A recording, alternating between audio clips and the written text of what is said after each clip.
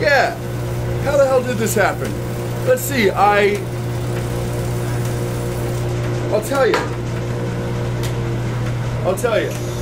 We had one of the local guys, Dustin Coates, come through Separate Academy, and he was showing us how to do some turning. And I remember my shop teacher just kept coming up behind him and being like, "Oh man, you know, be careful with that. You know, don't do that." And I remember just this guy's attitude, and there's this big burly guy with his beard like this, and he would just shove off our teacher and tell him to just get out, you know, get the hell out of the way. And I remember just seeing that attitude, and I was like, man, this shit looks like fun. So I remember I went home and I chopped down a cherry tree, and I brought in a cherry burl that was all misshapen and big, and I threw it on the lathe. And I can remember Mr. Schultz coming through and being like, "Ah, Luigi, you can't turn that, not in my wood shop." And I said, "Fine, forget it, sell me the lathe." And he did, and I was able to take the lathe home and put that chunk of wood on at my house all alone. Nomadic, baby! I spent a little time running around the world, doing my traveling, and every time I kept running out of money. I would be forced to either take a job that I didn't want to do, or come back to America to make some cash. And then I'd go run around and go traveling again, and the same thing would happen to me, you know? You know, I love the world, I love traveling, but I love turning bowls. This is the way I want to make my money in life. So yeah, so in 2 years, I plan on quitting my job and taking this whole workshop mobile.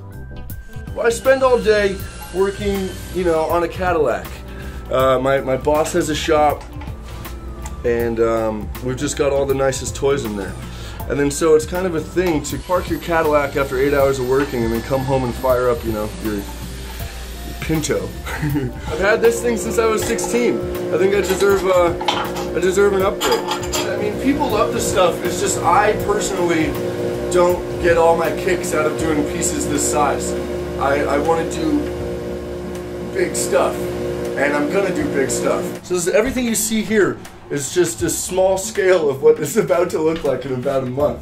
As soon as this lathe comes in, it's a VB36. It's like, it's just the biggest. It's got the most capacity of any lathe on the market.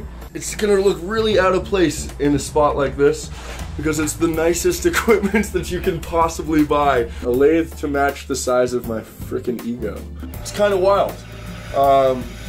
It's kind of wild, you know? It's just, you know, creating that kind of a lifestyle where it's all your idea has always been what I really wanted to do. And that's really what this whole ball game is about, trying to take my time back from the people that I sell it to. I should have a chance at maybe accomplishing my dream of turning the world. Is that the name of the plan? That is the name of the plan. It's going to be on the side of the bus. I want to be held to that. So my plan is to go fully mobile with my workshop in 2 years.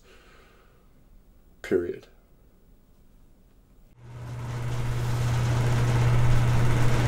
So yeah, let's slice some wood, damn it.